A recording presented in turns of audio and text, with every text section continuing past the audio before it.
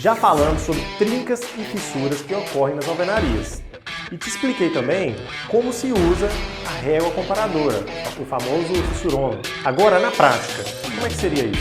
Antes da gente iniciar, saiba que você, que é arquiteto ou engenheiro, tem condições de atuar em uma função muito respeitada e bem remunerada no judiciário.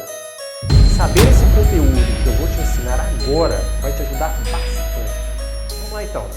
Eu vou desenhar aqui uma linha e essa linha vai representar a minha trinca. Vamos supor que uma obra grande se iniciou no lote do vizinho e o seu cliente ele quer se resguardar, né, quando ele percebeu ali o aparecimento de algumas fissuras. E nessa situação você é contratado para fazer o acompanhamento dessa fissura. Para começar, eu vou selecionar a primeira trinca, né, e eu vou monitorar ela. Então a trinca já está desenhada aqui. Inicialmente, eu tenho que determinar onde a trinca começa e onde ela termina. Então, eu marquei aqui com uma letra, com o número 1 em números romanos, né? Olha, o ponto de início e fim. I, né? Que representa o número 1 em números romanos. Ok. Em seguida, eu vou marcar na parede uma linha perpendicular à fissura, né? Ou trinca, bem no meio dela, né, que é onde tende a ser maior a abertura, ou seja, no meio dela é onde vai ser a metade do comprimento da fissura. É assim, ó. Então eu tenho todo esse comprimento aqui, vou chamar ele de L, opa, o comprimento L, e eu vou pegar o meio da fissura, que é onde? L sobre 2. Então, você vai vir com uma régua qualquer, pode ser o próprio fissurômetro, e você vai marcar essa linha aqui. Tem um detalhe sobre essa marcação, que eu vou falar já já. Então, nesse local é onde eu vou realizar a medição com a régua comparadora, né, ou fissurômetro. Detalhe, eu não passei o lápis sobre a abertura. Tá vendo aqui? Existe um espaço. Porque se você passa o lápis ali, você pode acabar quebrando, né, os lábios dessa fissura. Esse material ali, às vezes ele é muito frágil, que é um material de acabamento, ele pode ser um gesso ou só uma tinta. Então você preserva essa abertura ali, que é onde a gente vai fazer a medição, né? Então, agora eu vou fazer a aferição e escrever qual que é o valor da amplitude que eu encontrei. Então eu chego aqui com o fissurômetro, aí vamos supor, eu identifiquei que aqui eu tenho 5 milímetros de abertura. Então eu vou escrever aqui 0,5 milímetros. Na sequência, o que eu vou colocar? A data que foi feita a medição. Vamos supor que hoje então é 1º de janeiro de 2021. Aí depois eu coloco a temperatura do ambiente. Se você tem um termômetro, ótimo. Tá? Você deixa esse termômetro estabilizar no ambiente e você vê qual é a aferição. Vamos supor que eu encontrei aqui que no local tinha 28 graus. Tá? Na sequência, eu aconselho muito colocar o horário em que você fez essa aferição. Então eu vou supor aqui que eu fiz essa aferição às 15 horas, né, da tarde. Então vamos lá. Se você não tiver um termômetro, pode colocar só o horário, né, que você realizou a medição. Não vai ficar tão preciso, mas já serve como referência. Uma vez que, se você realizar a medição em horários mais quentes do dia, você pode acabar encontrando uma relação, né, da fissura com a dilatação térmica. Tá bom? Então por isso que é muito importante ter todos esses dados aqui. Uma outra sugestão é criar um gráfico. Se você quiser um resultado mais visual da evolução da fissura, você vai colocar uma folha próxima à trinca, né? De preferência uma folha quadriculada. Eu vou desenhar uma aqui para vocês terem uma ideia. Então aqui eu posso estar colocando, olha, a data foi o dia 1/1, e eu posso colocar a amplitude da abertura. Então vamos dizer que eu crio uma escala, né? 0,5, 1, 2 e 3. Então eu sei que no dia 1 eu tive uma amplitude de 0,5 e marquei aqui.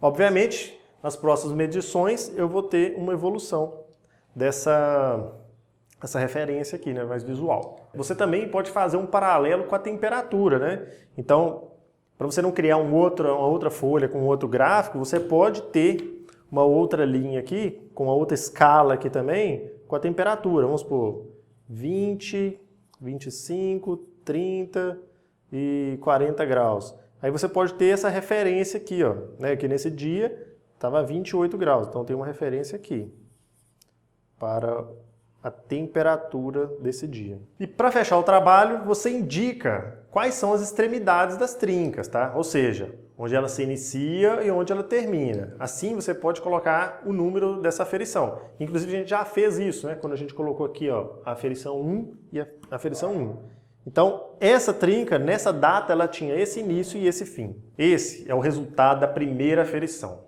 Então, passou um mês, você volta para fazer o acompanhamento e você encontra uma situação diferente. Logo, você tem que refazer todo esse trabalho que a gente acabou de fazer. Então, vamos lá. O que eu encontrei desta vez? Olha, a minha trinca aumentou e eu fui fazer as medições. Como é que é o passo a passo lá? Aqui eu tenho início e fim da trinca 2, ok? E eu tenho agora novos valores. Quando eu realizei a medição, eu encontrei aqui uma abertura de 0,8 milímetros. A data em que eu realizei isso foi o dia 1 também, só que do mês de fevereiro de 2021. A temperatura tinha sido a mesma e o horário em que eu fiz a medição foi às 14 horas. Agora eu vou atualizar o gráfico. Como é que eu vou fazer isso? Olha, vou colocar a data, estou colocando até de outra cor aqui para ficar mais destacado, ó, 01 do 2. O que aconteceu? Eu tenho uma trinca maior, então ela está aqui, ó. Ela ficou maior. E o mesmo, e a temperatura permaneceu, né? Vou até colocar de outra cor para não confundir, ó. Então as trincas estão em azul. O que eu posso fazer aqui? Juntar esses pontos, né? E ter uma ideia dessa evolução. Como a temperatura aqui está a mesma, eu posso deduzir que essa dilatação que está acontecendo, essa abertura que está acontecendo aqui não é devido à temperatura. Se tivesse uma temperatura muito baixa, né, e essa trinca tivesse reduzido também sua amplitude, poderia sim ser um indício, né, de que é uma dilatação térmica. Você entendeu como fazer o acompanhamento? Saiba que existem vários modelos de fissurômetros. Esse modelo aqui é o mais simples, né? Dependendo do trabalho que você tem que fazer, é interessante montar um fissurômetro até fixo, né? Para o monitoramento ser constante. Enfim, esse trabalho não te indica quais são as causas que estão gerando a manifestação patológica. Contudo, uma série de trincas e fissuras podem te indicar a origem do problema. E às vezes, você precisa demonstrar o contexto geral em que a edificação se encontra, para conseguir desvendar, né, o grande mistério que é essa patologia aí. Então, como é que você representa isso? Existem maneiras muito simples de se fazer. Eu vou te ensinar algumas formas para você colocar no papel o seu trabalho. A primeira coisa que podemos fazer é desenhar as elevações da edificação e indicar onde estão as trincas. Eu vou desenhar um modelo aqui para vocês. Então, para começar, eu fiz esse isométrico aqui para a gente ter uma ideia do que é a edificação. E eu vou fazer também a trinca dela. Então, eu vou desenhar todas as elevações dessa edificação aqui, tá? Para a gente ter uma referência, a gente precisa de uma planta, né? Esse aqui, gente, eu fiz só para vocês terem uma ideia do que é a edificação. Agora, a gente precisa de uma planta. Então, vamos supor que, né, eu tenho a rua aqui. A rua aqui. Então, eu vou ter as várias elevações, ó. Posso chamar ela de elevação 1, 2, 3 e 4. Então, vamos começar pela elevação 1. O que eu tenho na elevação 1 aqui? Se a rua é aqui, a elevação 1 é aqui, então essa de cá, né? Essa elevação tem essas trincas aqui. É bem visual, eu vou marcar aqui, ó. Existe essa trinca aqui, ó. Agora vamos fazer a elevação 4. Vou colocar aqui, ó. Essa aqui é a 1. Agora vamos fazer a 4. A 4 é a da rua, né? Tenho trinca nela? Tenho também. Que é essa fachada aqui, né? Então vou colocar a trinca. Agora eu vou representar a fachada 2 e 3. Já adianto que nela a gente não vai ter nenhuma trinca. Aí você me pergunta, eu tenho que fazer também das elevações que não tem nenhuma trinca? E a resposta é óbvia, que sim, você tem que desenhar, mesmo que não tenha nenhuma trinca. Pensa bem, a ausência de trincas e fissuras é uma informação muito valiosa. Portanto, você tem que registrar a ausência delas. Imagina uma situação, o seu cliente tem uma casa e no local você deixou de realizar o levantamento porque você não viu nada, né? Então, meses depois, começa a aparecer trinca por todo o local, né? Justamente onde você negligenciou, né? Deixou de fazer, de demonstrar. E essas trincas, elas são características de um recalque de fundação. Mas no seu relatório você não informou que o imóvel não tinha essas fissuras, né? E agora? Como é que você vai provar que o problema ele é recente? Né? Pode ser a construtora, ela vai alegar, não, esse problema aconteceu agora aí porque foi um mau uso da edificação. Então sim, é muito importante informar a ausência de trincas e fissuras. Eu vou até inclusive terminar de desenhar ela aqui. Então ela está aqui com nenhuma trinca representada nela, porque no dia que você fez a vistoria realmente não tinha trincas, né? Agora a traseira aqui. E aqui também, na elevação número 2, né, eu não tenho nenhuma trinca para ser representada. Inclusive, para ficar mais evidente, tire muitas fotos, tá?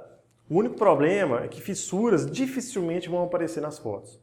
Então, para ser possível a identificação delas, eu sugiro adotar uma estratégia. Faça o registro fotográfico em 3 etapas. A primeira etapa ela é mais geral, você vai só contextualizar a posição da trinca. Inclusive, eu vou desenhar aqui para vocês, né, uma forma de explicar isso melhor. Então, novamente aqui, eu só criei um pedaço de um isométrico para vocês terem ideia do que é. Aqui é uma quina de um prédio. E a trinca que eu tenho de referência é essa aqui. E eu preciso registrar ela de forma, né, com a câmera fotográfica. Aí como é que eu vou fazer isso? Ó, a primeira foto que eu tirar aqui, eu vou mostrar o contexto geral. Então eu vou mostrar aqui, ó, o prédio, né, a janela do prédio aqui. Eu vou saber pela foto de onde que veio isso, né? Pode sair até um pedacinho da janela de cima. E essa foto aqui é a foto número 1. Onde é que está a trinca? Saiu aqui na foto, ó. Bem fraquinha, você quase não vê ela. Foto número 2. A segunda foto, você vai colocar toda a fissura nela. Tá bom? E nessa foto deve aparecer os resultados obtidos durante as suas aferições, tá bom? Então vocês lembram daquela primeira folha que eu fiz lá? Que eu coloquei uma folha com os resultados do dia, amplitude, temperatura, tem que sair esse valor ali, porque ali é um registro que se perder, se essa folha sair lá do local, ainda mais se for numa área externa, você tem condições de recuperar isso através das fotos. Eu vou desenhar aqui como é que seria a segunda foto, então. Então tem aqui a beiradinha da janela e a trinca. O que mais que eu tenho aqui, ó? Aquela folha com os resultados, está aqui, ó, a folha está aqui. Nessa condição aqui já é possível você identificar o que está escrito, tá? Isso é óbvio se você tirar uma foto com um foco bacana. Então vamos lá, aqui apareceu toda a trinca, toda a amplitude dela. Todo o comprimento dela. E agora, a terceira foto, eu vou tirar ela buscando focar somente da maior amplitude. Terceira foto, vou desenhar ela aqui, ó. Então a terceira foto, vou desenhar ela aqui. O que eu tenho nela? Ó, a trinca, na maior dimensão dela. Aí, obviamente, quando você já vai ter realizado a aferição, vai estar aqui os rastros, né, do local onde você mediu da primeira vez. Lembrando que esse local vai servir para você fazer a medição futuramente. Então é a mesma linha que você fez aqui, você vai usar ela para as próximas medições. Enfim, Essa última foto, né, do ponto específico, da maior abertura. Dessa maneira, suas fotos irão estar organizadas, né, por data de criação, ou até pela numeração, né, que é gerada no celular ou na câmera fotográfica. E seguirão uma sequência que você vai conseguir identificar quando você levar para o escritório para elaborar seu parecer, né? Então você vai ter a foto, vamos supor, foto 50, foto 51, foto 52. A foto 53, de uma outra trinca. Foto 54, foto 55 e por aí vai. Agora eu vou te mostrar uma maneira de representar de forma bem simples trincas e fissuras de uma edificação. Até agora a gente só representou elas nas elevações, né? Agora não, a edificação como um todo. Nesse caso, vai ser um prédio residencial. Eu já adianto que esta é a melhor forma que eu conheço, beleza? Então vamos lá. Então, para começar aqui, eu criei várias colunas, cada uma com um número romano, né? Referente aos alinhamentos de alvenaria. Vamos supor que os alinhamentos que eu tenho nessa edificação são esses aqui, tá? Aqui é só uma situação assim aleatória, tá?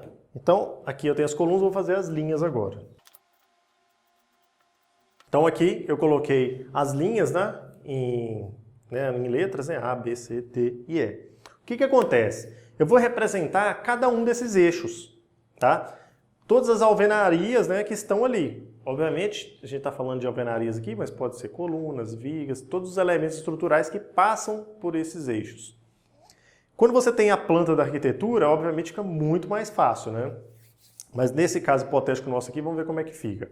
Vamos começar pelo eixo A, aqui, coluna A. Então eu vou simular aqui a situação que é uma edificação de 2 pavimentos, que tem esse layout aqui em todos os 2 pavimentos, tá? O que acontece aqui, ó? Eu estou desenhando, né, uma vista aqui, como se eu estivesse olhando para cá, ó. Aqui é um olho, olhando para lá. Vou colocar até certinho. Eu estou olhando para cá. Então eu vou ver isso aqui. Tanto que aqui passa, né, nessa alvenaria aqui, ó, vai passar a linha 1, vai passar a linha 3. E você pode colocar isso no seu desenho, porque futuramente, quando você for pegar para analisar isso aqui, você tem a referência, você sabe de que ambiente que você está falando. Então vou escrever aqui coluna A. O que eu encontrei nessa coluna A? Eu encontrei 4 trincas. Então eu visitei todos os pavimentos, né? Eu encontrei 4 trincas dessa maneira aqui. Eu encontrei a trinca, eu já fiz aquele relatório fotográfico dela, fiz a análise dela. O que faltou para mim fazer? Dar um nome para ela, porque eu tenho tanta trinca na edificação, eu posso colocar um nome nela para facilitar para você encontrar esse material depois, né? De onde? Ah, eu quero saber como é que estava a abertura de só dessas 4 trincas. Muito mais fácil encontrar se você tem o nome dela. Então aqui você pode fazer esse mapa, você colocar essa informação. Então eu posso chamar essa aqui, ó, de A1. Por que eu chamei ela de A1? Porque ela está em qual linha aqui? Ela está na linha A. Então ela é A. Por isso que eu uso o número romano aqui, para não confundir, né, com os números de cima. Então eu vou chamar essa trinca, ó, de A1, A2, A3 e A4. Então aqui eu já tenho o nome dela. E ela é muito mais fácil você encontrar ela. Eu estou falando da fissura A. Onde que está A? Na linha A. Você vai encontrar ela. Vamos fazer agora um outro eixo. Vamos fazer esse eixo aqui, o eixo 3, ó, que ele está maior, está mais complicado, parece. Então, você vai definir, né, aqui, como é que pode ser essa vista sua. Eu aconselho dela ser, né, na parte interna para fora, né, que é onde você vai estar fazendo as medições, né, porque do lado de fora você não vai ficar medindo trinca, né, é bem mais complexa a situação. Então, eu vou fazer agora a linha 3, tá? Que é essa aqui, ó. Vou desenhar ela aqui. Eu tô vendo ela de onde para onde, ó. Só para vocês se situarem aí, ó. Eu tô vendo essa linha 3, estou olhando para lá, tá bom? Obviamente você não precisa ficar desenhando isso, de para que lado que você está olhando, porque quando você coloca as referências aqui de eixos, isso aí já responde essa dúvida, né? Então, se eu estou olhando para lá, o primeiro eixo que eu tenho aqui é o eixo A. Então vamos seguir aqui, nessa parede aqui, ó, é o eixo B. Não preciso colocar o C, porque não tem nenhum elemento aqui de alvenaria, nem viga, nem nada, né? Nesse caso nosso aqui. Então eu parto pro D, finalizo com o E. Então já me situei, né? Estou olhando para lá. O que acontece? Eu cheguei nesse local, antes que eu esqueça, tem umas alvenarias aqui, umas esquadrias aqui. Ok. A trinca que eu encontrei aqui, ó, foi nesse sentido. Lembrando que daquele último material que eu disse, né? Aqui faz aquele tipo barraca, né? E quando a gente tem isso, é um possível recalque que está acontecendo aqui, dessa estrutura. Seja uma deformação excessiva das vigas aqui ou da fundação que você deu. Então eu encontrei essas trincas aqui. Aí a gente volta para aquela situação. Como é que eu vou chamar essa trinca? Se aqui eu chamei de A porque eu estava na coluna A.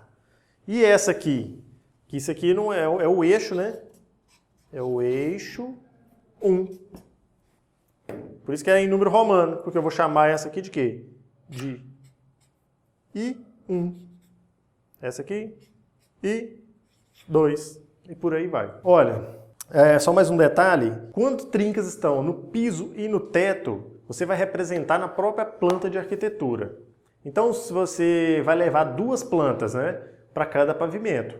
Então, eu vou ter uma planta dessa aqui para me representar as fissuras do piso e uma outra para me representar as fissuras que estão no teto. Olha, gente, essa maneira de representar, ela fica muito mais intuitiva e fácil para levar para um outro colega, talvez, né? Talvez você vai pedir uma ajuda para ele, uma segunda opinião.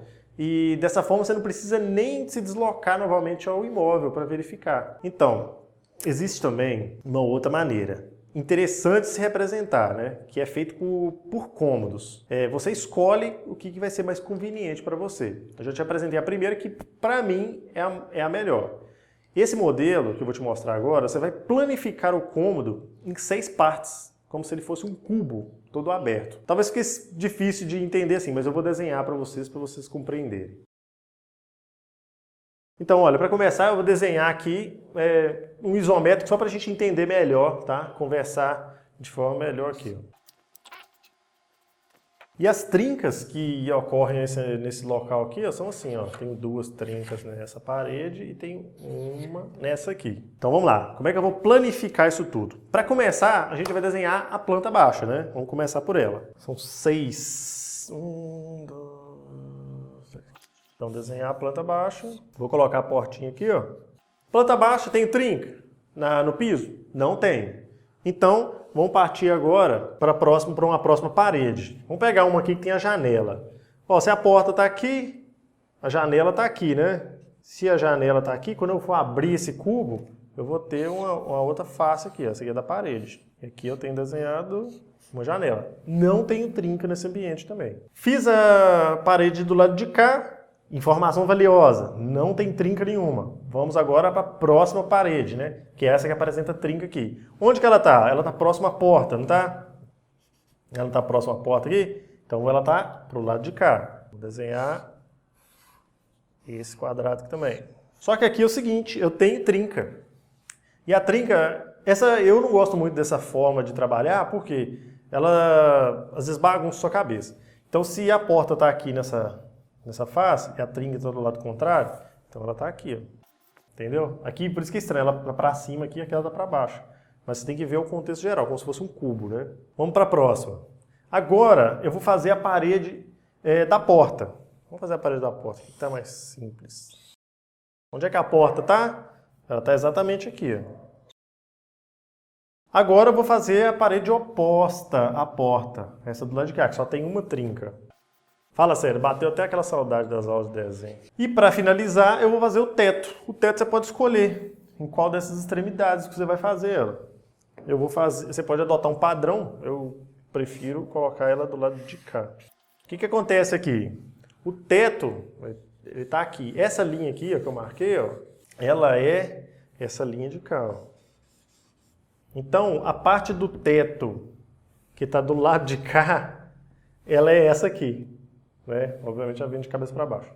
Então, assim que está registrado o meu mapa de trinca desse cômodo. Beleza? Essa é uma forma. Esse modelo, a representação começa a ficar mais complexa em cômodos com formatos em L ou em T. Então, assim, fica a seu critério de escolha. Então, gente, o que vocês precisam saber para representar trincas e fissuras é isso aí. Agora, você tem que colocar isso em prática. Colocar a mão na massa. Para não finalizarmos agora, eu vou falar sobre trincas em alvenarias. E para começar, eu tenho certeza que você já viu uma fissura desse tipo aqui, ó, que eu vou te mostrar agora. Olha, eu tenho aqui então um painel de alvenaria, onde eu tenho porta e janela. Eu tenho certeza que você já viu esse tipo de detalhe aqui, esse tipo de fissura. Esse tipo de fissura, ela tem um motivo, tá, dela acontecer, que obviamente que é uma concentração de carga nesses pontos. Pensa bem, aqui eu tenho um pano todo de alvenaria. Em determinado momento é interrompido esse material, ou seja, aqui está oco, está vazio. Então, nesses pontos aqui é onde eu vou ter uma carga em excesso diferente da demais alvenaria. Então, eu tenho uma concentração de carga aqui. Tenho certeza também que você que já trabalha há um tempo aí na engenharia, você sabe como resolver isso. Mas então, vamos lá, que ainda acontece muito de errarem nisso aí. O que acontece? Eu tenho esforços aqui, né? Ou o peso da própria alvenaria. Então, o que está faltando aqui para mim não ter mais esse problema? São as famosas vergas e contravergas, né? Então, eu tenho que ter um elemento estrutural aqui em cima, ó, que impeça ou que facilite a distribuição de cargas. Então, eu vou ter aqui, ó, tanto na porta quanto na janela. Então, vamos lá para as nomenclaturas. Aqui em cima, ó, eu vou ter a verga e embaixo a contraverga. O mesmo nome aqui para todos os elementos. Agora, é só colocar esse elemento que resolve o problema? Não é só colocar ele, porque eu vejo muita construção que tem, mas ela é insuficiente, ela não está distribuindo todas as cargas corretamente. Então, qual que é vamos colocar uma regrinha aí para não ter mais esse tipo de problema? Vou desenhar aqui uma esquadria. E é o seguinte, ó. A esquadria, ela tem um comprimento. Vou chamar de comprimento L. Essa contraverga, ela vem até aqui. Ela vem passando em toda a extensão, né, dessa esquadria. Ela tem uma dimensão X. Então, tá? Ela vai estar aqui embaixo e em cima, tá? Então anota aí. X é igual a L sobre 5. Vamos fazer uma simulação. Se eu tiver uma janela de 1 metro, né, 100 centímetros, dividido por 5, é igual a 20 centímetros. O mínimo, então, que eu tenho para atender essa contraverga, verga e contraverga, tá? São 20 centímetros para uma alvenaria de 1 metro. Né, uma esquadria de 1 metro. Para trincas de compressão em alvenaria, a manifestação ela ocorre de maneira bem diferente do apresentado até aqui. Parece que ela está sendo esmagada. Olha, eu tenho um painel de alvenaria e ela sofre... O que eu tenho aqui? Eu tenho uma viga passando por uma parede, só que ela está descarregando certa carga dela nessa alvenaria e está fazendo esse esmagamento dela aqui neste ponto. Isso olhando por esse lado. Pode ocorrer também da viga estar descarregando diretamente sobre uma alvenaria, né, mais frágil, e ela vai apresentar a seguinte manifestação. É como se ela estivesse sendo esmagada mesmo nesses pontos, tá? Agora existe também uma outra forma, uma outra manifestação que ela ocorre no meio da alvenaria. Essa é difícil de você identificar o que está acontecendo, né? Que ela é uma fissura bem no meio da alvenaria. Ou seja, tem esforços ocorrendo aqui, só que ele não conseguiu esmagar esse material. o que ele está fazendo com essa alvenaria? Ele está jogando um pouquinho para fora ou um pouquinho para dentro. Entendeu? Hoje eu demonstrei para vocês como medir, demonstrar, registrar, né, e alguns modelos de trincas e fissuras em alvenarias. Olha, isso vai ser extremamente fundamental para você ser um profissional que busca, né, elucidar da melhor maneira possível quando você estiver trabalhando como um perito judicial. Isso porque você tem que trazer o assunto de forma que os leigos vão compreender.